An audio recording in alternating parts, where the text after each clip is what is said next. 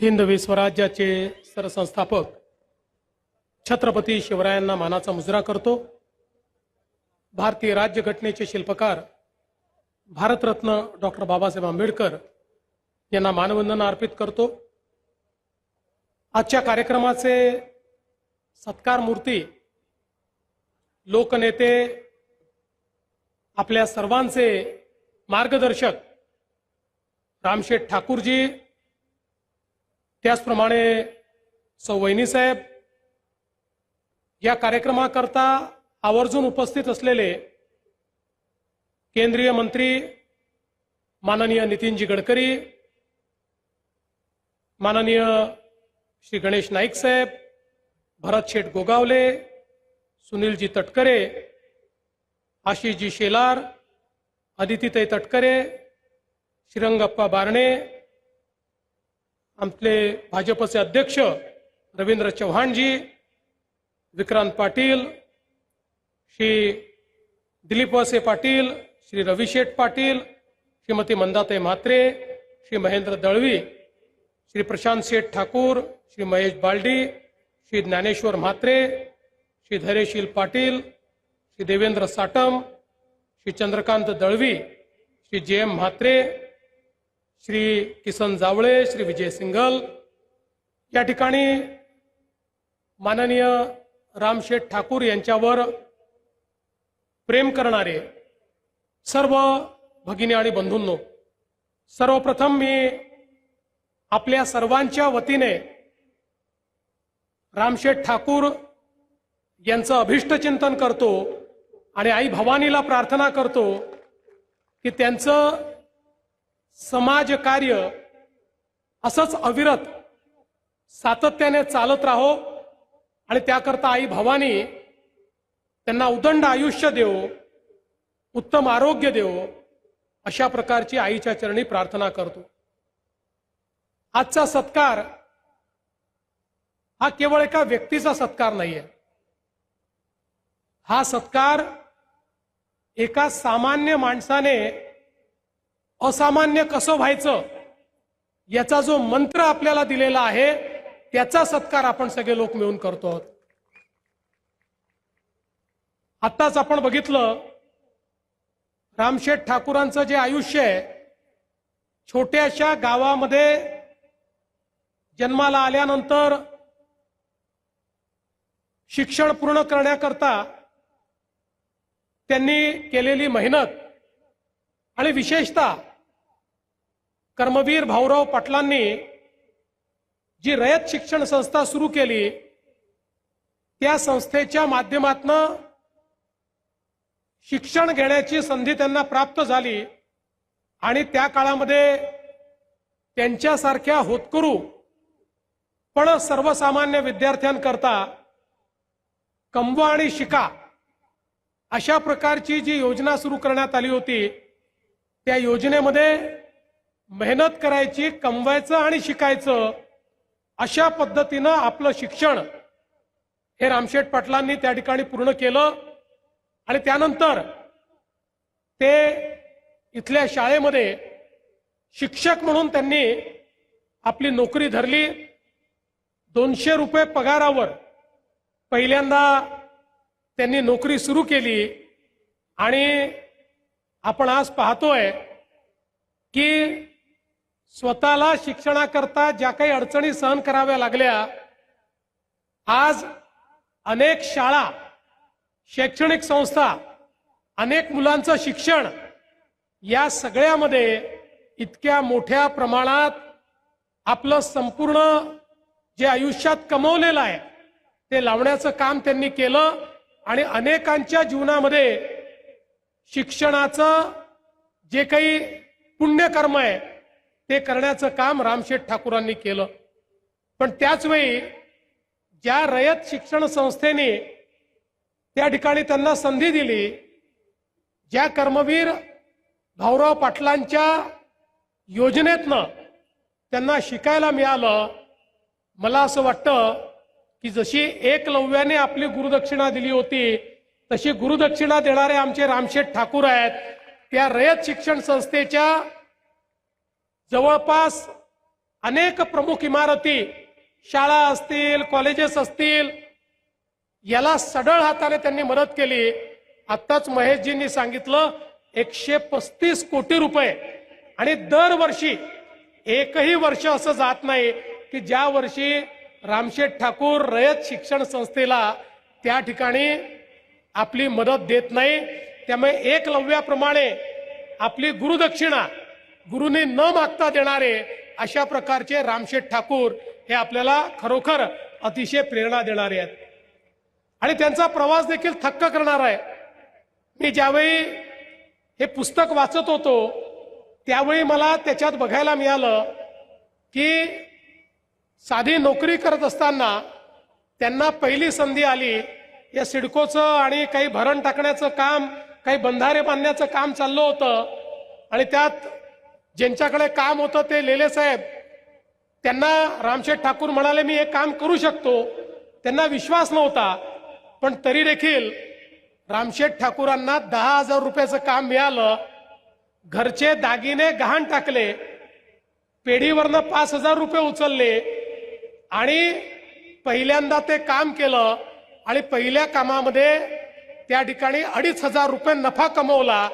ज्यावेळी 450 रुपये पगार होता त्यावेळी 2,500चा नफा कमवून रामशेठ ठाकूरांच्या लक्षात आलं की नोकरी तर करायचीच आहे, पण मोठं व्हायचं असेल तर हे कामही करावं लागेल. आणि मग 50,000चं काम, त्यानंतर 1,00,000चं काम, असं करता करता ते आपलं काम वाढवत गेले. आणि मग ज्यावेळी सिडकोनं त्या काळात 1 कोटी रुपयाचं काम काढलं, आणि आपल्याला कल्पना आहे अनेक वेळा इथे तर त्यांच्या संघर्षात स्थानिकांकरता संघर्ष आलाय, पण त्यावेळी फक्त मोठे कंत्राटदार हे 1 कोटीचं काम करू शकणार होते. मग रामशेठ यांनी सिडकोच्या विरुद्ध एक मोठं आंदोलन उभारलं आणि सांगितलं याचे पाठ करा. हे काही एक काम नाही आहे, याचे पाठ करू शकता. आणि इथल्या सगळ्या भूमिपुत्रांना एकत्रित करून सगळ्यांना थोडं थोडं काम देऊन ते काम त्या ठिकाणी पूर्ण केलं. आणि त्यातनं कशा पद्धतीनं काम करता येतं हे दाखवलं. एवढंच नाही तर सिडको आला तेव्हा सिडकोला विरोध खूप होता, कोणी ऑफिस द्यायला तयार नव्हतं. रामशेठ ठाकूरांनी सांगितलं माझ्याकडे ऑफिस सुरू करा. त्यांच्याकडे ऑफिस सुरू झालं. त्याच्यावर मोठा मोर्चा त्या काळामध्ये गेला. तो मोर्चा गेल्यानंतर त्या ठिकाणी रामशेठ ठाकूरांनी सांगितलं मोर्चा याकरता आला, तुम्ही सिडको काढला पण आमच्या स्थानिकांना नोकऱ्या दिल्या नाही. आणि त्याच ठिकाणी सिडकोच्या अधिकाऱ्यांनी सांगितलं की आम्ही स्थानिकांना नोकऱ्या देतो. आणि तिथल्या तिथे स्थानिकांना नोकऱ्या मिळाल्या. आणि तिथनं रामशेठ ठाकूरांनी हा आपला संघर्ष सातत्याने पुढे नेला. एक आवर्जून उल्लेख आमच्या गणेश नाईक साहेबांचा रामशेठ ठाकूरांनी केलाय की ज्यावेळी मोठं काम या JNPT पोर्टचं निघालं तोपर्यंत कंपनी बऱ्यापैकी एस्टॅब्लिश झाली होती, पण खूप मोठं काम होतं. आणि गणेश नाईक साहेबांनी आपल्या मुलाला त्या ठिकाणी पाठवलं आणि सांगितलं की हे मोठं काम आलंय आणि हे काम रामशेठ ठाकूर करू शकतात, रामशेठने ते काम करावं. रामशेठ ठाकूर विदेशात होते, मग त्यांना विदेशात फोन लावला. ते म्हणाले मी हे काम करीन. आणि मग त्यावेळी आपल्या पोर्टचं मोठं काम हे रामशेठ ठाकूरांनी करून त्या काळचे जेवढे मोठे मोठे कंत्राटदार होते त्या सगळ्यांना मागे टाकून वेळेत काम पूर्ण करण्याचं त्या ठिकाणी काम हे रामशेठ ठाकूरांनी करून दाखवलं. आणि त्यातनं ही जी कंपनी आज इतकी मोठी आपल्याला पाहायला मिळते ती कंपनी त्यांच्या मेहनतीतून आणि एक प्रकारे त्यांच्या जिद्दीतनं त्यांनी उभी करून दाखवली. आणि भूमिपुत्र देखील काम करू शकतात, तेही उत्तम काम करू शकतात हे दाखवण्याचं काम खऱ्या अर्थानं रामशेठ ठाकूर यांनी केलं. आणि एवढंच नाही तर एकीकडे स्वतःचा व्यवसाय तर सुरू होताच, पण त्यासोबत स्वर्गीय दिबा पाटलांसोबत वेगवेगळ्या आंदोलनामध्ये ज्या प्रकारे रामशेठ ठाकूर त्या ठिकाणी भूमिका निभावत होते. एक एक प्रश्न भूमिपुत्रांचा आपल्याला माहिती आहे 80च्या दशकामध्ये फार काही कायदे नव्हते. कोणाची जमीन उचलली की घेऊन टाकायची, त्याच्यावर सरकारने नाव लावून टाकायचं. त्यांना काही मिळालं तर ठीक, नाही मिळालं तर ठीक, तुम्ही लढत राहा. अशा पद्धतीच्या या परिस्थितीमध्ये त्या ठिकाणी दिबा पाटलांच्या नेतृत्वामध्ये भूमिपुत्रांचा जो लढा झाला त्यात अतिशय प्रमुख भूमिका ही रामशेठ ठाकूर यांनी निभावली आणि टप्प्याटप्प्यानं प्रत्येक आंदोलनामध्ये भूमिपुत्रांना त्यांचे हक्क मिळत गेले। जमिनी मिळाल्या, 12.5% निर्णय झाला, घरांचा निर्णय झाला, नोकऱ्यांचा निर्णय झाला, व्यवसायाचा निर्णय झाला। अशा वेगवेगळ्या गोष्टी या सातत्याने संघर्षाची एक फार मोठी गाथा ही रामशेठ ठाकूरांची आहे। आणि म्हणूनच भूमिपुत्रांनी त्यांना थेट लोकसभेमध्येच पाठवून दिलं। हा असा नेता होता की डायरेक्ट लोकसभेपर्यंत पोहोचला आणि दोन्ही लोकसभेच्या निवडणुकीमध्ये दिग्गजांना त्या ठिकाणी पराभूत करण्याचं काम हे रामशेठ ठाकूर यांनी केलं। आणि त्यानंतर हे देखील राजकारणामध्ये खूप कमी पाहायला मिळतं, पण रामशेठ ठाकूर असा व्यक्ती होता ज्यांनी 51व्या 52व्या वर्षी घोषित करून टाकलं की आता मला राजकारणात राहायचं नाही, मी राजकारणात राहायचं नाही म्हणजे मी निवडणूक लढणार नाही।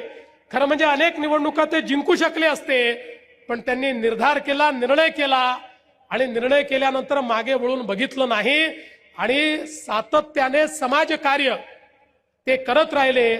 आज हा रायगड जिल्ह्यातला जो नवा मुंबईचा सगळा भाग आहे, या भागाच्या विकासामध्ये त्यांचं जे योगदान आहे हे निश्चितपणे आता तर पुढच्या काळामध्ये आपलं सरकार मुंबईपेक्षा सुंदर मुंबई ही या रायगड जिल्ह्यामध्ये आणि नवी मुंबईमध्ये करणार आहे। खरी पुढची मुंबई इथेच होणार आहे। मुंबईचं आणि महाराष्ट्राचं नव्हे तर देशाचं ग्रोथ इंजिन हे असणार आहे। आता देशामध्ये सर्वात जास्त डेटा सेंटर असतील, सर्वात जास्त टेक्नॉलॉजी असेल, सर्वात जास्त जॉब्स असतील, सगळ्या गोष्टी याच ठिकाणी तयार होणार आहेत। पण जेव्हा जेव्हा या क्षेत्राचा इतिहास लिहिला जाईल त्या इतिहासामध्ये ठळकपणे जी नावं लिहिली जातील त्यातलं एक नाव हे रामशेठ ठाकूरांचं असेल, हे मात्र या ठिकाणी मी सांगू इच्छितो। आणि नवी मुंबई एअरपोर्टच्या संदर्भात महेशजींनी उल्लेख केला, ही गोष्ट खरी आहे। जर रामशेठ ठाकूरांची मदत मिळाली नसती तर हे नवी मुंबईचं एअरपोर्ट आम्हाला करता आलं नसतं। मी ज्यावेळी याचं काम हातामध्ये घेतलं, आपल्याला माहितीये 20-25 वर्ष भिजत घोंगडं होतं, हातात घेतलं, वेद पूर्ण करायचं आणि त्यावेळी आमच्या मदतीला रामशेठ ठाकूर धावून आले। त्यांनी संघर्षाने नाही तर सामंजस्याने समोरासमोर बसून भूमिपुत्रांचेही प्रश्न सोडवून घेतले आणि आम्हाला जमीन देखील त्या ठिकाणी मिळवून दिली। आणि म्हणून आज हे जे नवी मुंबईचं एअरपोर्ट आहे, जे एअरपोर्ट 2030 साली भारतातलं सगळ्यात मोठं एअरपोर्ट असेल आणि त्याच्या पुढे जगातल्या पहिल्या 10 एअरपोर्ट मध्ये जे येणार आहे, अशा प्रकारचं एअरपोर्ट आपण पूर्ण करू शकलो, त्यांच्यासारखा नेतृत्व गुण असलेला व्यक्ती या ठिकाणी होता म्हणून। आणि मला आज उल्लेख या ठिकाणी केला पाहिजे की रामशेठ ठाकूरांचं हे जे सगळं समाजकार्य आहे, अनेकांना शिक्षणाकरता मदत असेल, अनेक लोकांना वेगवेगळ्या पद्धतीने व्यवसायात मदत असेल, जसं मगाशी सांगितलं आगरी कोळी महोत्सव असो, मराठी दिवाळी अंकाचा विशेषांक असो, त्याचा महोत्सव असो, सगळ्या गोष्टीच्या पाठीशी खंबीरपणे ते उभे राहतात। आणि आज याही गोष्टीचा मला आनंद आहे की त्यांचा वारसा अतिशय मजबूतीनं, अतिशय चांगल्या पद्धतीनं, अतिशय खंबीरपणे आमचे आमदार प्रशांत शेठ या ठिकाणी चालवून राहिलेले आहेत। अतिशय शांत, धीर, गंभीर, कामास काम ठेवणारे पण सर्वसामान्यांकरता झटणारे, ज्यांनी खऱ्या अर्थानं या पनवेलकरांचा टोलचा प्रश्न सोडवून त्या ठिकाणी एक नेता कसं सरकारला वाकवू शकतो हे आपल्याला मागच्या काळामध्ये दाखवलं। मला असं वाटतं की निश्चितपणे रामशेठ ठाकूरांचा जरी त्यांनी राजकारणातनं त्या ठिकाणी निवडणुकीतनं संन्यास घेतला असला तरी राजकारणामध्ये तुमचा वारसा अतिशय समर्थपणे तुमची मुलं चालवतायत, ही देखील अतिशय आनंदाची गोष्ट आहे। आणि म्हणून खरं तर आज या ठिकाणी मी बोलायला गेलो तर मी खूप वेळ बोलू शकीन, कारण हे जे पुस्तक मी वाचलं त्यात इतक्या सुंदर अनेक गोष्टी आहेत, इतक्या प्रेरणादायी गोष्टी आहेत रामशेठ ठाकूरांबद्दल, इतक्या गोष्टी त्यांच्याबद्दल मी आज सांगू शकतो। पण अनेक वक्त्यांची भाषणं व्हायची आहेत। माननीय गडकरी साहेबांची मी परवानगी घेतली, मला एका कार्यक्रमाला पोहोचायचं आणि तिथे वेळेवर पोहोचणं गरजेचं असल्यामुळे खरं तर पूर्ण वेळ या कार्यक्रमाला उपस्थित राहायचं होतं, परंतु मला या कार्यक्रमातनं जावं लागणार आहे, म्हणून मी पहिले बोलण्याची संधी या ठिकाणी घेतली. पण मी आजच्या खरं म्हणजे या प्रसंगी रामशेठ ठाकूर, सौ शकुंतलाताई ठाकूर या दंपतीचं अतिशय मनापासनं त्या ठिकाणी अभिनंदन करतो, अभिष्ट चिंतन करतो. आणि जसं आमच्या महेश बालदेंनी सांगितलं की रामशेठ ठाकूरांचा 100वा वाढदिवस साजरा करण्याकरता आपण सगळे याच मैदानावर उपस्थित राहू, हा विश्वास आणि ईश्वराकडे प्रार्थना करून मी माझं बोलणं संपवतो. धन्यवाद. जय हिंद, जय महाराष्ट्र.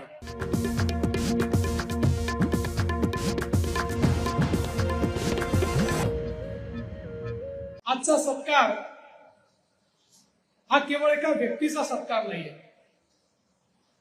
हा सत्कार एका सामान्य माणसाने असामान्य कसं व्हायचं याचा जो मंत्र आपल्याला दिलेला आहे त्याचा सत्कार आपण सगळे लोक मिळून करतो.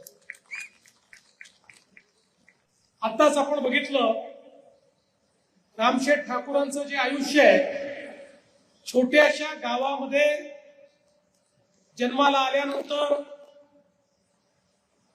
शिक्षण पूर्ण करण्याकरता त्यांनी केलेली मेहनत आणि विशेषतः कर्मवीर भाऊराव पाटलांनी जी रयत शिक्षण संस्था सुरू केली त्या संस्थेच्या माध्यमातून शिक्षण घेण्याची संधी त्यांना प्राप्त झाली. आणि त्या काळामध्ये त्यांच्यासारख्या होतकरू पण सर्वसामान्य विद्यार्थ्यांकरता कमवा आणि शिका अशा प्रकारची जी योजना सुरू करण्यात आली होती, त्या योजनेमध्ये मेहनत करायची, कमवायचं आणि शिकायचं अशा पद्धतीनं आपलं शिक्षण हे रामशेठ पाटलांनी त्या ठिकाणी पूर्ण केलं. आणि त्यानंतर ते इथल्या शाळेमध्ये शिक्षक म्हणून त्यांनी आपली नोकरी धरली. 200 रुपये पगारावर पहिल्यांदा त्यांनी नोकरी सुरू केली. आणि आपण आज पाहतोय की स्वतःला शिक्षणाकरता ज्या काही अडचणी सहन कराव्या लागल्या, आज अनेक शाळा, शैक्षणिक संस्था, अनेक मुलांचं शिक्षण या सगळ्यामध्ये इतक्या मोठ्या प्रमाणात आपलं संपूर्ण जे आयुष्यात कमवलेलं आहे ते लावण्याचं काम त्यांनी केलं. आणि अनेकांच्या जीवनामध्ये शिक्षणाचं जे काही पुण्यकर्म आहे ते करण्याचं काम रामशेठ ठाकूरांनी केलं.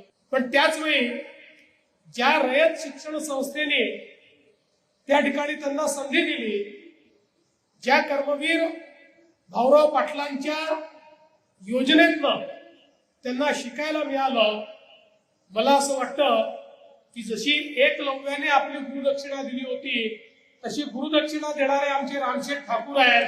त्या रयत शिक्षण संस्थेच्या जवळपास अनेक प्रमुख इमारती, शाळा असतील, कॉलेजेस असतील, याला सढळ हाताने त्यांनी मदत केली.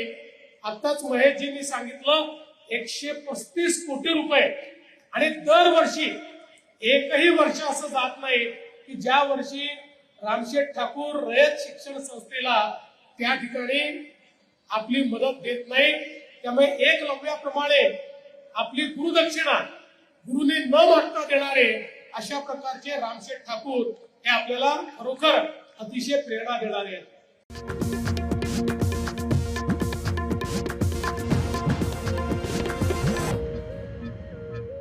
त्याचा अर्थ एखाद्या ओबीसी समाजाच्या व्यक्तीला